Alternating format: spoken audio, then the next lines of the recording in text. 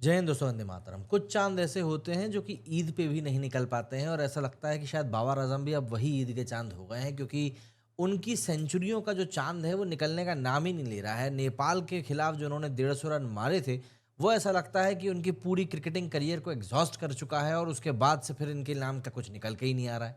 ठीक है, वैसे ही जैसे जब इन लोगों ने इंडिया को 10 विकेट से T20 वर्ल्ड कप में हराया था और उसके बाद ये लोग उस जीत के नशे में इतना चूर हुए कि ये आज तक फिर मार ही खा रहा है इंडिया से।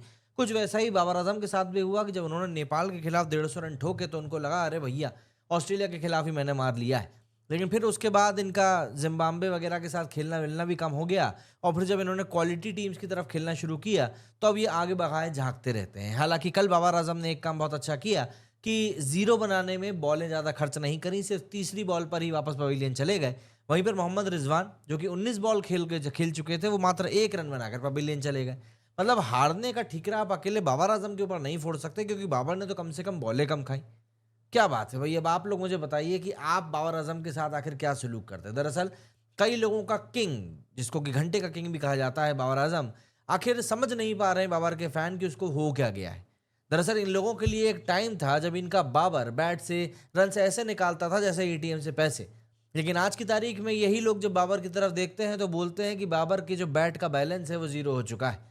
दोस्तों, बाबर आजम आज ट्रोल मटेरियल बन चुका है। वो सिर्फ इसीलिए बन चुका है क्योंकि बाबर आजम आज की तारीख में वाकई में एक ट्रेजेडी का किंग बन चुका है।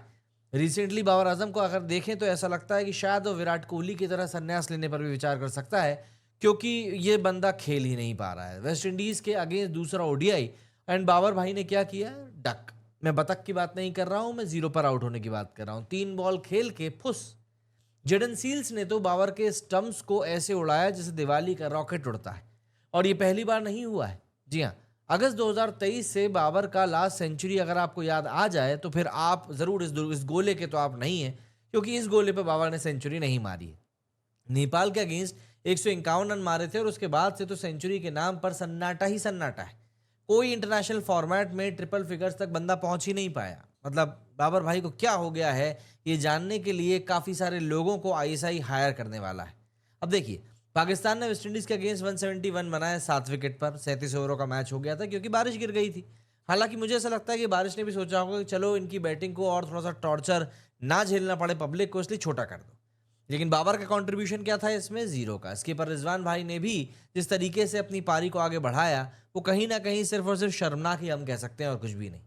मतलब T20 माइंडसेट वाले जो ये खिलाड़ी हैं, ये ओडीआई में भी टेस्ट क्रिकेट भी नहीं खेल पा रहे हैं, मेरे को तो ऐसा लग रहा है। और ऊपर से वेस्टइंडीज ने 181 रन का टारगेट 35 ओवरों में ही चेज कर लिया। जैसे संडे को बिरयानी वहां पे मिलने वाली हो तो जरा जल्दी जाना हो। रॉस्टन चेज और जस्टिन ग्रीव्स ने तो पाकिस्तान के बॉलर्स को एक्चुअली में पिकनिक पे ही ले गया।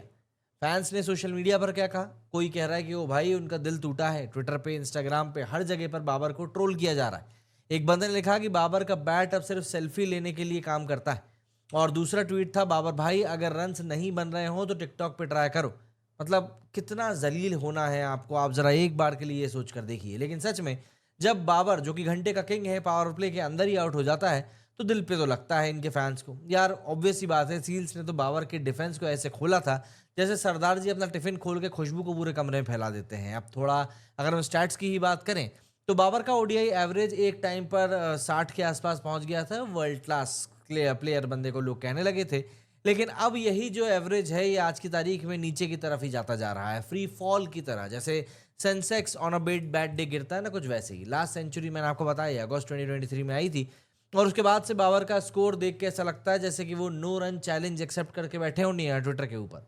नेपाल के अगेंस्ट 150 रन मार दिए और उसके बाद 0 16 28। अरे भाई, ये कोई मोबाइल नंबर है? मतलब रन्स तो आपसे बन नहीं रहे। आप सोच कर देखो, ब्रायन लारा का स्टेडियम, त्रिनिदाद पाकिस्तान की बैटिंग पहले कर रहा है और बाबर भाई क्रीज पे हैं। सब सोच रहे हैं चलो भैया आज तो किंग जरूर चल जाएगा, लेकिन नहीं, सील्स ने तीसरी बॉल पे डंडे उखाड़ दिए। बाबर का एक्सप्रेशन जैसे किसी ने उसका फेवरेट बिरयानी का प्लेट उसके हाथ से मतलब बिल्कुल निवाले की तरह छीन लिया।